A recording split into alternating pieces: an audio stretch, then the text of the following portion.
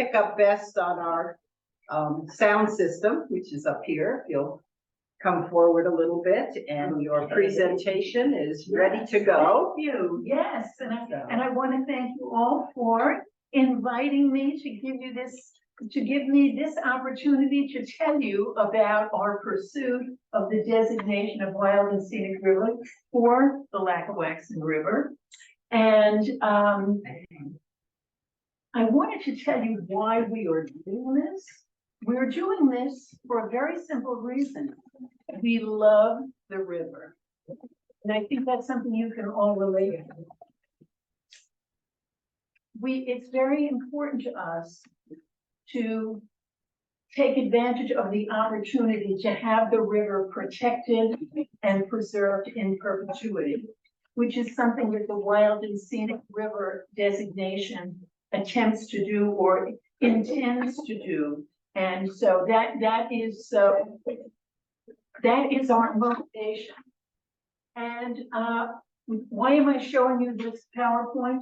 Most of the details in the PowerPoint you will already be familiar with, but I want you to know what we know and where we are in the process, and perhaps you can point out some gaps in our knowledge that you see, because I know that the Upper Delaware River is one of the earliest of the wild and scenic rivers. So I feel as though I'm talking to a very knowledgeable audience. So thank you. So we believe that the Lackawaxen River's beauty and unspoiled charm and special character make it eminently worthy to be designated a wild and scenic river. And what is a wild and scenic river? A free-flowing river that has no dams or other impoundments. Now, the Lackawaxen River does receive flow from the hydroelectric plant at Lake Wallenpaupack, but that does not disqualify it from designation. The river has outstandingly remarkable values that are rare or exemplary, and I'm going to tell you about some of those. And these values could be according to the requirements of designation. They can be historic, cultural, natural, or recreational. They can be completely unique to our river, or they could be perhaps things that appear on other rivers too, but are still remarkable values.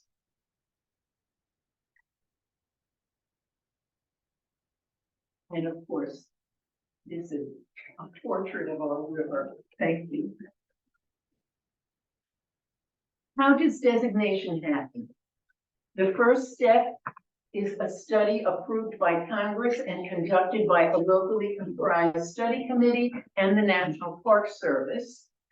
But first, our first task is to get the support of our U.S. representative, and our U.S. representative is Matt Cartwright, and one of our U.S. senators.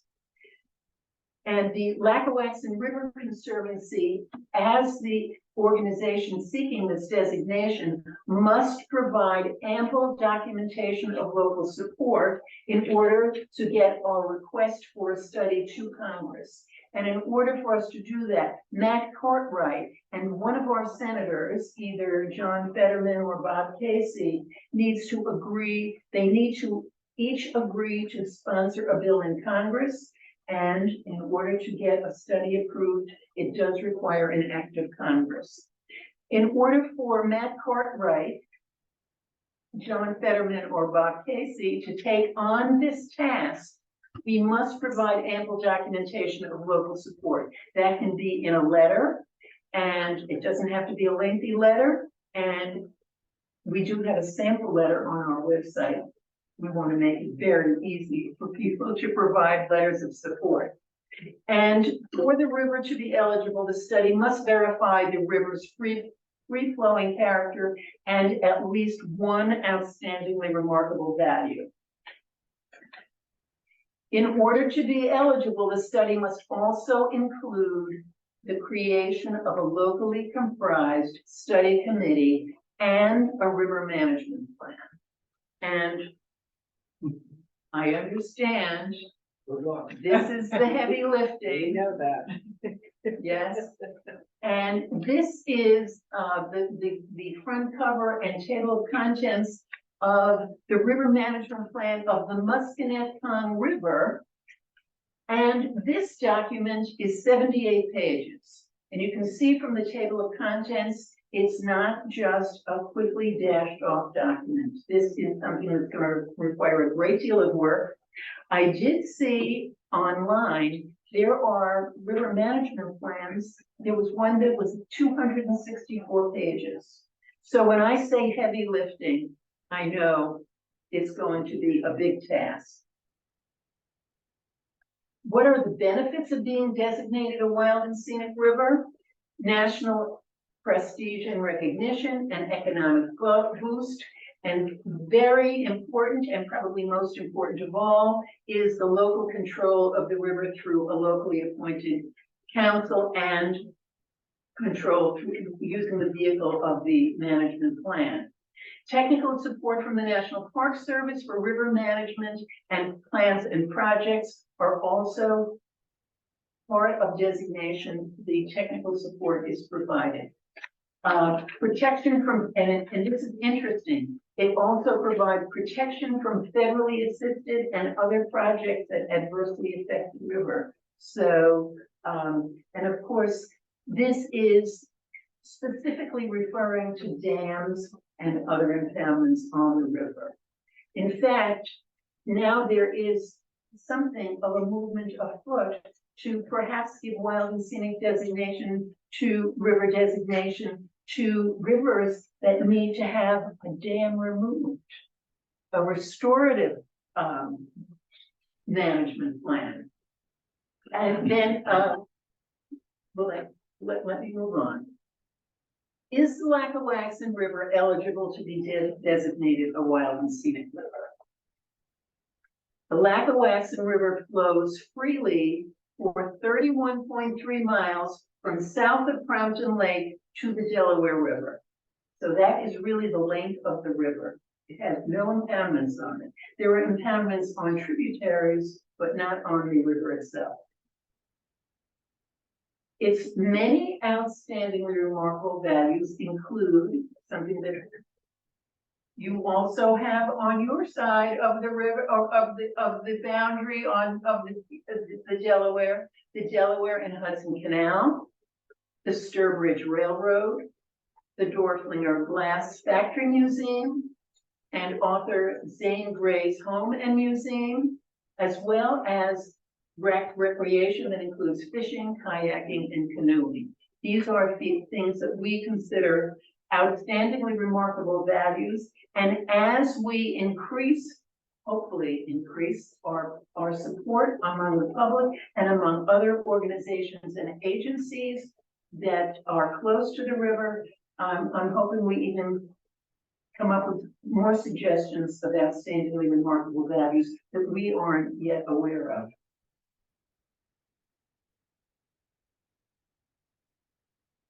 All right. Wild and scenic rivers, the designation dates back to a 1968 law, which was, as you know, a very pivotal law, because prior to that, rivers were simply regarded as a means to an end. They were there to serve others. But that law said, you know what? Rivers are worthy of protection themselves. They are not means to an end, they are ends in themselves. And so I think that's very meaningful, particularly as we are moving into, hopefully we are moving into a time of even greater sensitivity to the needs of protecting our natural environment. Today, there are two categories of wild and scenic rivers that flow through federal lands, and partnership wild and scenic rivers that flow through lands with mixed local, public, and private ownership. The Lackawaxen River will be a partnership wild and scenic river. What happens after designation? The study committee grows into a river management council. The River Management Council implements the management plan. It coordinates among the the various stakeholders, and hopefully there will be, the various stakeholders will be represented on the River Management Council. And it utilizes funds from the National Park Service and local organizations to address river issues. And that's another picture of our river. And let's go for it. And if you have any questions for me or things that you would like to point out to me, I'm hoping you will do that. Yeah. You have to have the river management plan developed before you get the designation? Right? Yes, yes. In fact, if we don't have the management plan, you won't get a designation. It's a requirement. That's news. They learned from the upper Delaware. Yeah. Bond is still learning. Yes, yes, they are. We're all lifelong learners. Yes. So the Lackawaxen River, of course, comes into our corridor. Yes. So my question is, if you get your designation, would it end at the boundaries of our corridor? I believe so, but you already have the designation. That's right. So my question is, you wouldn't come into our boundary, even though the No. Lackawaxen River does. Okay. Yeah. There wouldn't be an overlap. Our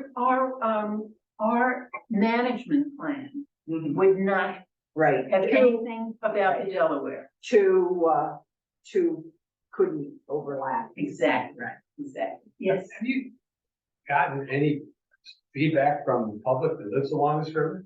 Have you had any meetings? No, That's a big lift. Yeah, that would be one of the starting points. absolutely. Because- In fact, I have been in touch with the Lackawaxen Board, one of the supervisors of the Lackawaxen Board of Supervisors, and I will be meeting with them. But you're going through multiple towns, with, you're going through Homestead, you're going through Borough. Yes. And, I mean, the Wild and Scenic River Act also has some restrictions, land use restrictions. I mean, there's corridors, just like the corridor here. There's an awful lot of things that the public needs to be aware of. I don't know if you were around when this area was even contemplated in '68, but it was a firestorm. Yeah. People don't like the idea of, I mean, it's a nice river. I love the river. But I think that one of the first things that, your group should do is to publicize this more and get people together, landowners along that river, and get a consensus. Mhm. Because I don't care how many congressmen or senators you have, if the landowners that own the vast majority of this property, privately owned, if they don't like the idea, you're dead in the water. And you're absolutely right. You're absolutely right. And that is one of the paths ahead to build public support. Turn that off. Alexa, stop. Get the support, the document. I want to thing, I gotta get up. But part of the study process will be public meetings and publications, and that will probably take place even before. I don't know whether we'll do public meetings before the study, but we may do public meetings. That is, let's say that's on the drawing board when that'll happen. I am aware that getting support is essential or designation won't happen. And wild and scenic, scenic and recreational, it'd be part of the wild and scenic river system. Right. But the designation that you're looking for will be recreational, scenic recreational, or not? I would imagine that would be determined. I think there are portions of the river that would be considered scenic and other portions that would be considered recreational. Yeah, doubt it. There might even be portions that are considered wild. Yeah. But anyway, study. It's 30 point. We're gonna go to Andy, and then Fred's got a comment too. So Andy first. Okay, the Lackawaxen River Conservancy, what is the river conservancy? Is it a state designation, county, town? Who creates that organization? Well, it's simply locally interested people. We don't have any credentials, if that's what you mean. Yeah, is it a corporation or an association or just a group of common-minded people? Maybe all of the above. I'm not sure if it will be, we may have a corporate, but I don't know for sure. That's a very good question. And you know how long it's been in existence? It's been in existence about 22 years. Wow. Good. Yeah. I think he means, are you structured as a 501c3 charitable Yes, organization? we are. Okay. Thank For you. 22 years? For 22 years. Well, I can't say exactly when the designation was awarded. It was before I became a part of the organization, but we've been a 501c3 for many years. Who were some of the, Fred, Yeah, the Upper Delaware Scenic and Recreational River was thought of and created by the National Park Service. They basically told the people up here that this is what was going to happen. Deal with it. And the landowners tried to deal with it the best they could. You don't have the landowners. I don't ever think you're going to get the Park Service on your side because they were the ones that initiated this. And so Yeah. it's different from you trying to initiate it than it is when the Park Service initiates it because Congress is going to listen to the Park Service. So you got your chore cut out for you because you got to convince the landowners that this is the best for them. And that's going to be a hard sell because it's a hard sell here even to this day. Not everybody is on board. Yeah, I think the plan, the designation now today requires much more buy-in from the local population than it did perhaps when the Upper Delaware was seeking the designation. And the reason I'm saying that is at one time land acquisition was considered the right of a wild and scenic river designation. Now they almost never have land acquisition. Now it's trying to work with local landowners. And this is one of the reasons why it takes so long to get a designation. And we understand that this is not an overnight process. We'll let you know in 30 days. You know, they don't say that. Yes, Lauren. Don. Oh, Don. yeah. Who were some of the founding members of the Lackawaxen River Conservancy? I remember hearing about that and talking to. Okay, well, I can tell you, let me say, I'm not absolutely certain they're founding members, but I can tell you some old timers. Yeah. Frederica Layton was critical, I think, in the development of Gordon Wildermuth. Okay, he's a person I remember. Okay, and Craig Ingvaldson. Are those people still active? One of them is one of the, I don't believe she was a founding member, but probably within the first year. Winnie Olson is still involved. Birgit Pinkston, I don't know if you know Birgit, is still involved. Kenny Christensen, Christensen, Binghamton Oh, yes. University Common, and he's also very active. very active. Our treasurer, active and essential. Al. are any of the founding fathers and mothers of your organization property owners on the river? I believe that Craig Ingvaldson is still a property owner. Okay. Unfortunately, Gordon Wildermuth passed away. Very good. Okay, thank you. Right. Anything else? Laura? Where do you stand with Congressman Cartwright? Have you approached him and does he seem receptive? We met him informally at a fundraiser.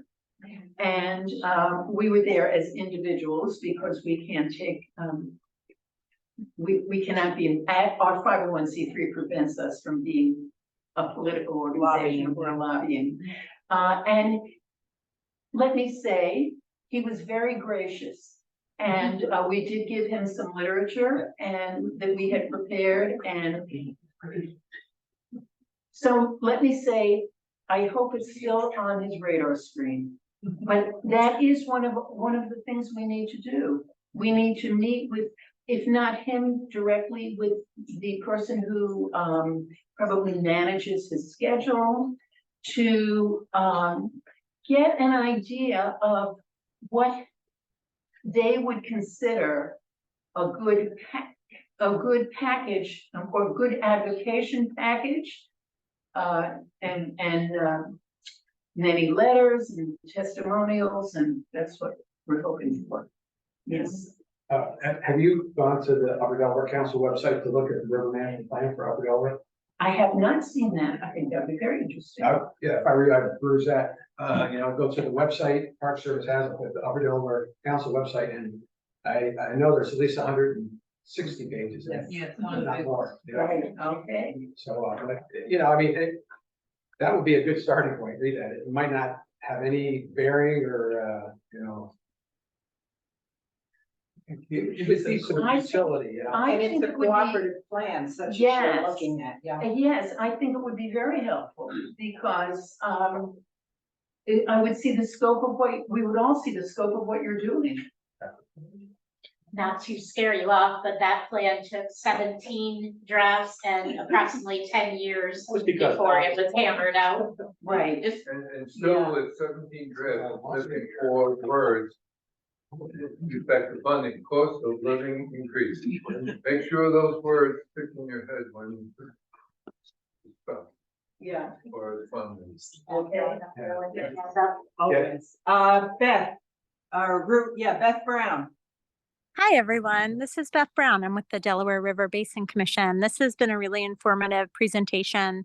I just, in the same spirit, wanted to offer on our website, we have a couple of resources about other wild and scenic designated tributaries in the Delaware Basin. I saw you had mentioned the Musconectung.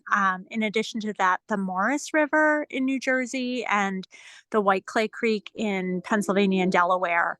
And that one is interesting in that the not just the corridor, but the entire watershed was designated. So that's something to look at and just learn about. And there's links.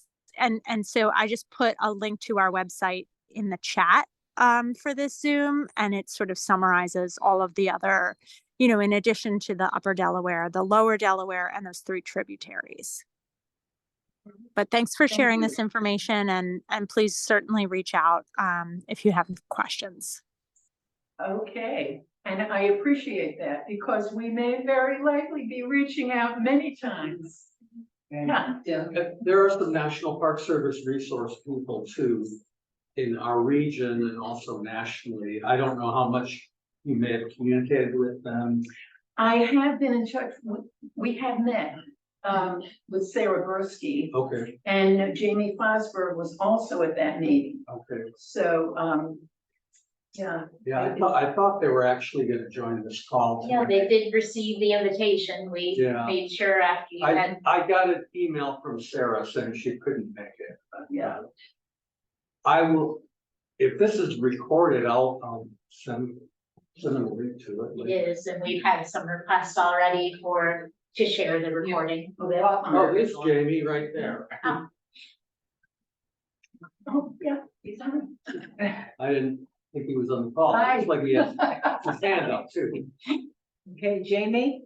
You're muted, Jamie, I think. I'm There you here. I'm here. I've just been listening. Yes, Yeah, thank you. Yes, Jamie was we had a Zoom meeting with you and Sarah. Some of the Conservancy group. Absolutely. Yeah.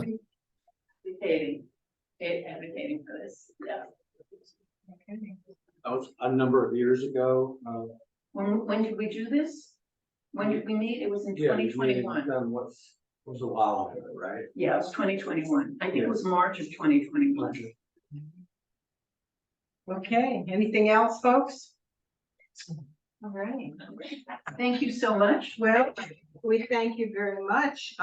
It My is, pleasure. it is a duty of today's practice to present our presenters with our official pen. A real big. Thank you so much. So, and Okay. again, we thank you for the information and good luck. And We thank know you. it's a long process. Yes. We appreciate you coming. Thank you.